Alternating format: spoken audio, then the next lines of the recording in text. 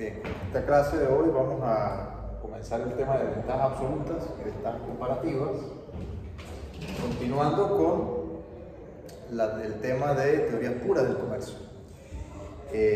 Para ello, vamos a revisar la primera teoría formal que se escribió sobre el comercio. Fue la teoría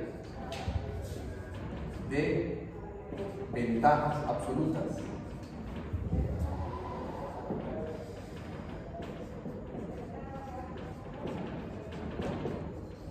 ¿Okay? La teoría de las ventajas absolutas de Adam Smith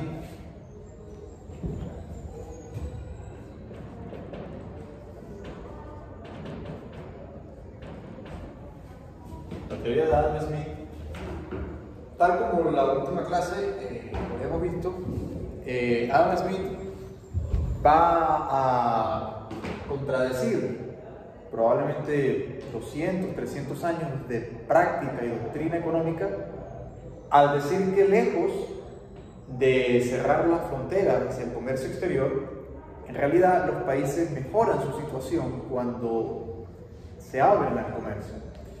Fundamentalmente, él basa su teoría en un análisis de comparar las ventajas que tiene un país y otro de acuerdo a la productividad y por lo tanto en términos de comparar los costos, y él va a decir, bueno, conviene para aquella economía o aquel país que le es más económico, más barato producir ciertos bienes, especializarse en la producción de aquel bien, y aquel que le es más costoso importarlo, fundamentalmente porque los recursos de esta economía se pueden tornar más eficientes si los dirige, en vez de a la producción interna de aquel bien que le es más costoso, más caro en términos de horas-trabajo, si lo importa de un país donde el costo de trabajo por hora elaborada es más bajo. Entonces, digamos, de esta manera, los países que realizan este intercambio van a tener un beneficio.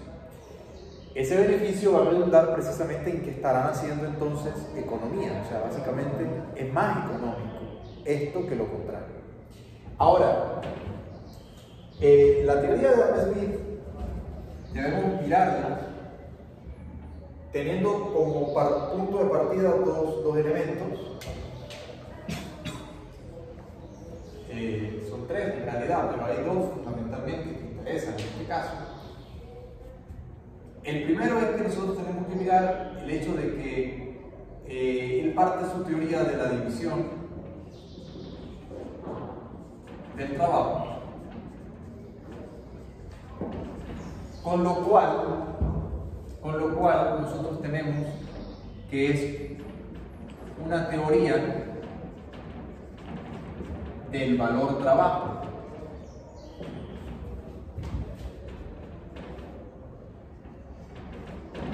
¿Okay? Es una teoría del valor trabajo. Esto es importante porque si bien la teoría del valor trabajo fue en principio la que sustentó los trabajos de Adam Smith, y probablemente en el trabajo de Smith, probablemente trabajo sumamente amplio, tanto así que la teoría de Adam Smith dio lugar ciertamente a la formalidad de una nueva ciencia que nacía, que es la ciencia de la economía, y muchos de los presupuestos que consideraba Adam Smith siguen siendo vigentes al día de hoy.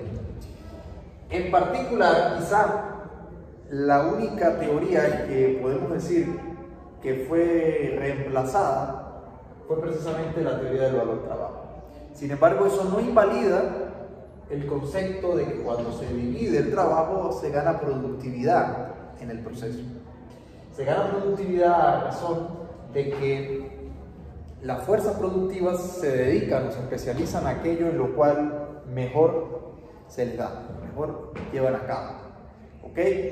Es contraria a la idea de una sociedad integral o un ser humano integral que hace de todo. O sea, que básicamente hoy en día nos parece evidente, pero hay que recordar que para aquella época el que era médico era ingeniero, el que era ingeniero a su vez era administrador y a su vez era en muchos casos sacerdote.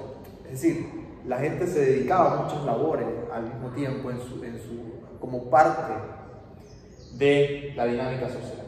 Hoy en día evidentemente eso ya nos parece una obviedad, pero nos parece una obviedad porque precisamente la economía se ha construido a partir de entender de que cuando hay la especialización, cuando los seres humanos nos repartimos las tareas y nos especializamos, entonces ganamos productividad en la medida que nos mejoramos nuestras capacidades.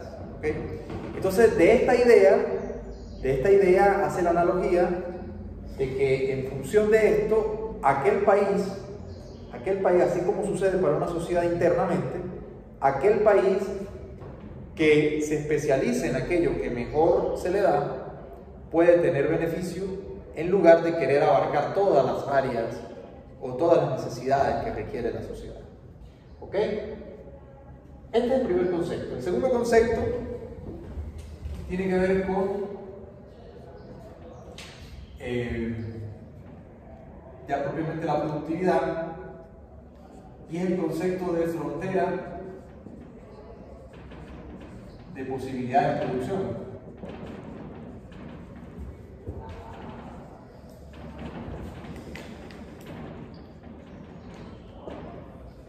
El concepto de frontera de posibilidades de producción, en principio lo vamos a ver con costos constantes. ¿Okay? Luego eso lo vamos, ese es el primer supuesto, pero luego lo vamos a relajar, ¿okay? Luego lo vamos a abandonar, por así decirlo, porque en principio lo vamos a mirar como costos constantes para tener una aproximación más sencilla de la idea, y luego la vamos a hacer más compleja. La vamos a hacer más compleja en la medida que entonces relajemos los supuestos. La idea fundamentalmente es que cuando nosotros tenemos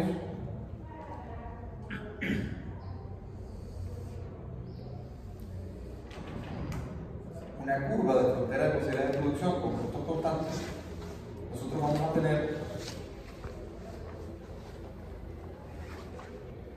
algo parecido a esto, muy similar a esto, donde por este lado vamos a tener bienes de un tipo, vamos a tener bienes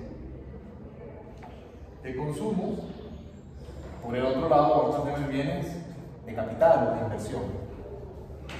¿Okay?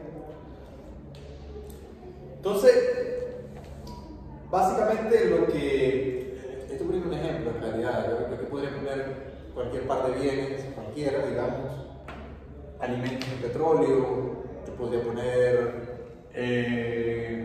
energía y tecnología, yo podría poner cualquier par de bienes, estoy poniendo, digamos, haciendo una cesta amplia, bienes de consumo y bienes de inversión. Típicamente lo que decía Adam Smith era de que si un país, digamos, se coloca dentro, asumiendo de que hay plena capacidad y utilización de los factores, eso quiere decir de que el PIB está en su PIB potencial, o sea, está en plena producción de economía, lo cual implicaría estar ubicado sobre la frontera de posibilidades.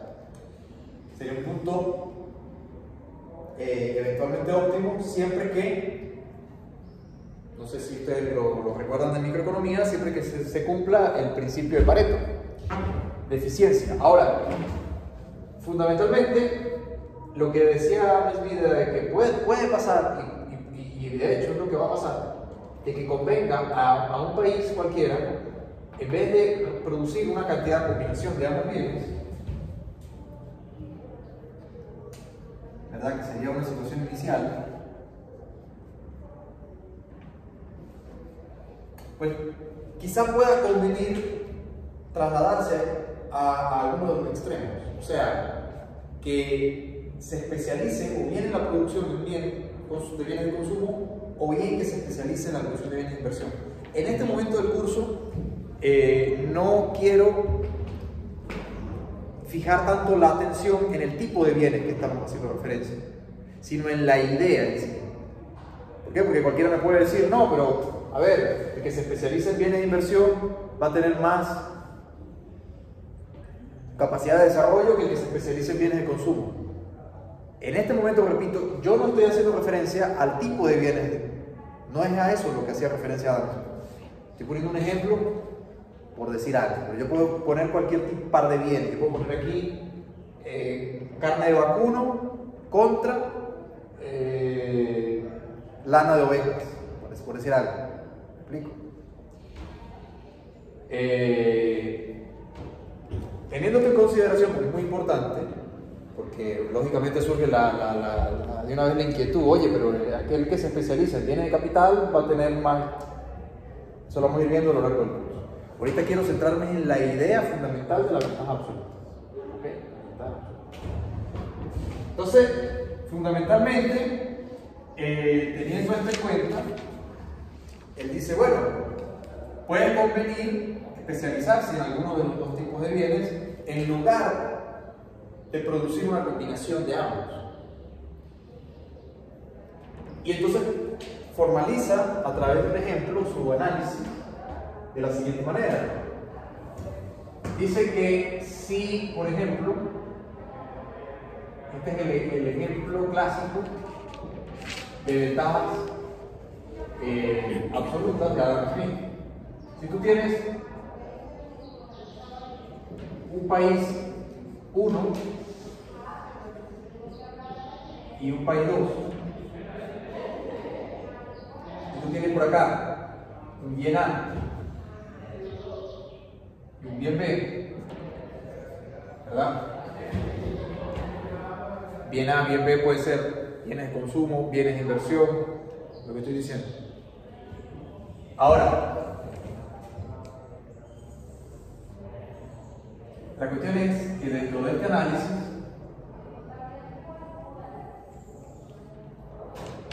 Smith analiza esto y dice, bueno, si en el país 1 el bien A tiene un costo por hora, por unidad de trabajo, o por unidad producida, quiero decir, por unidad producida del bien, tiene un costo de 10 horas,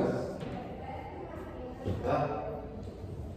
Y en el país 2 tiene un costo de 20 horas, y viceversa, para el bien B, el país 1 tiene un costo de 20 horas, y para el país, para el país 2, el bien B tiene un costo de 10 horas producirlo. Entonces, es más económico, lo que Adam Smith dice, es más económico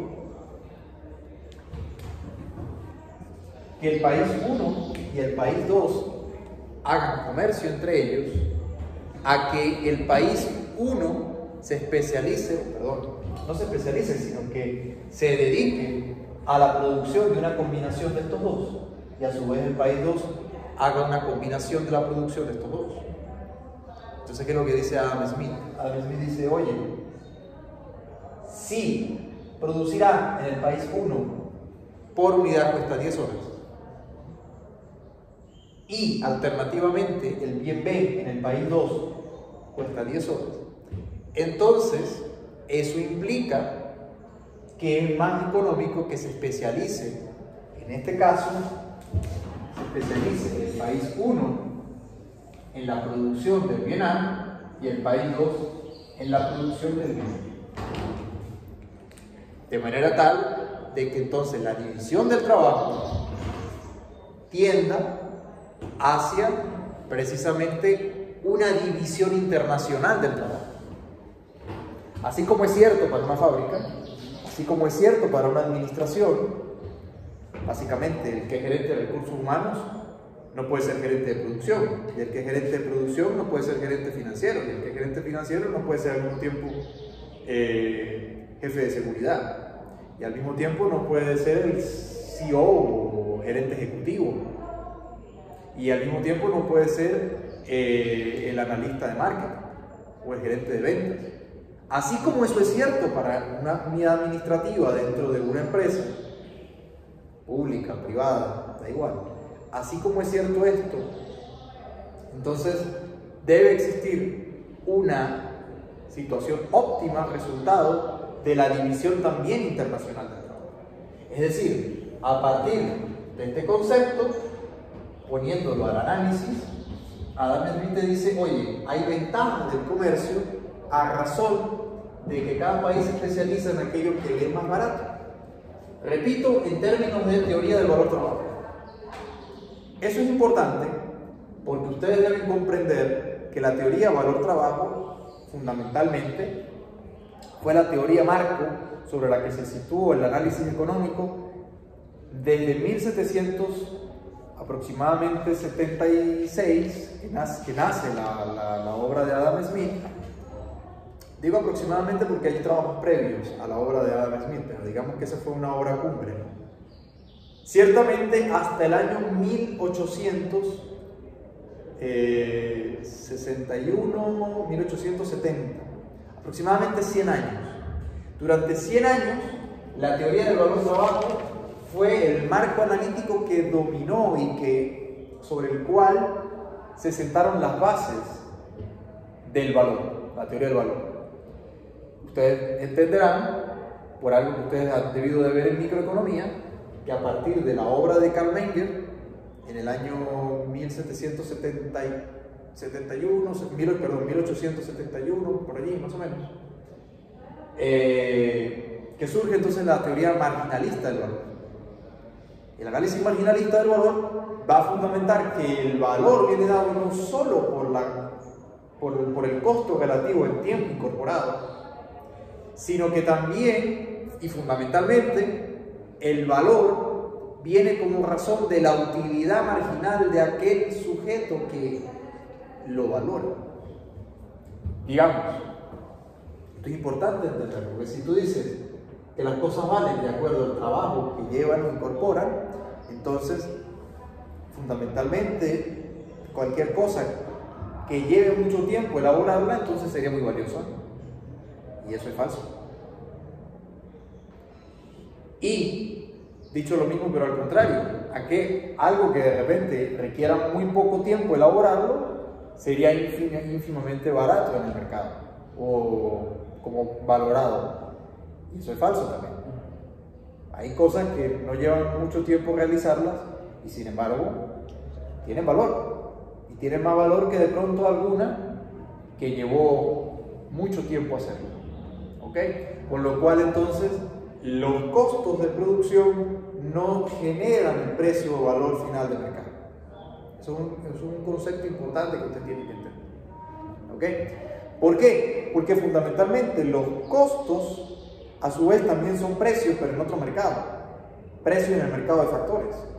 Con lo cual es en ese mercado de factores donde también se otorga una valoración subjetiva de acuerdo a la utilidad marginal que tienen los bienes de producción o insumos dentro de una cadena de producción, y es lo que fundamentalmente da lugar que el mercado, en relación de interacción de oferta y demanda a través de la coordinación de los precios, nos dé como resultado que los recursos se dirijan a aquellos sectores que más valoran la sociedad.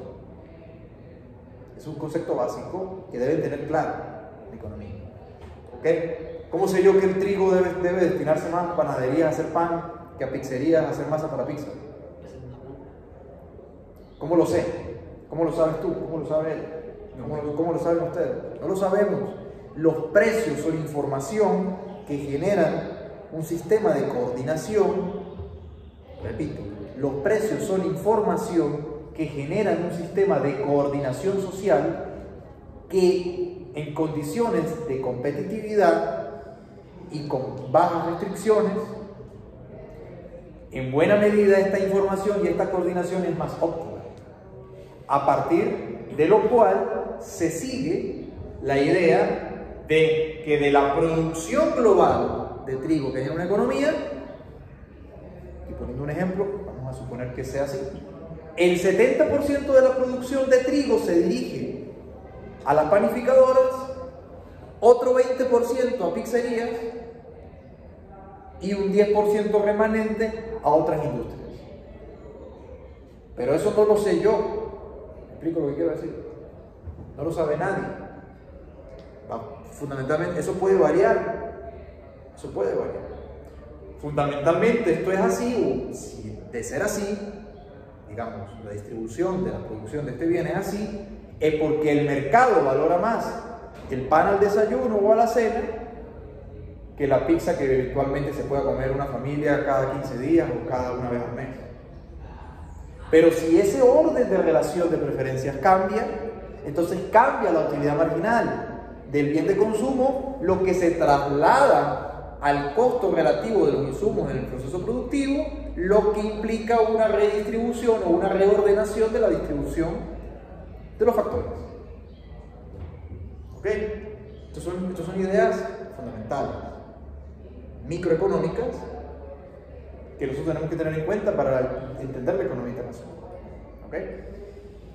Pero en el trabajo de Smith, esta teoría marginal, digamos, de la utilidad marginal, todavía no se había elaborado.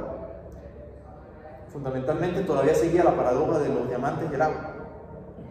No sé si lo escucharon en el micro o en la introducción a la economía. Fundamentalmente la gente se preguntaba, y Smith lo utilizó como una herramienta de análisis, lo que llamaban la paradoja entre el valor de uso y el valor de cambio. Porque algo que era muy útil tenía poco valor en el mercado, valor de cambio, como el agua, y sin embargo, algo que para aquel momento tenía muy pocos usos, tenía un valor bastantes veces mayor de cambio que el agua, como en los diamantes.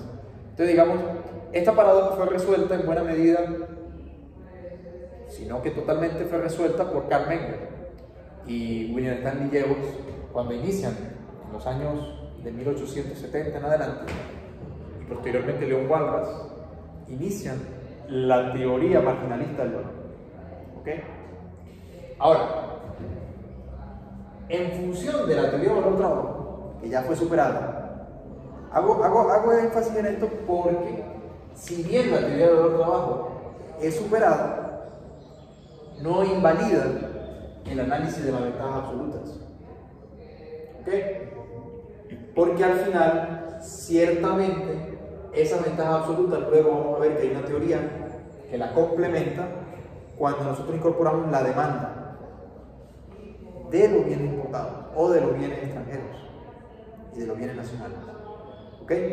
Entonces, digamos, Adam Smith restringe su análisis simplemente a un hecho de costos.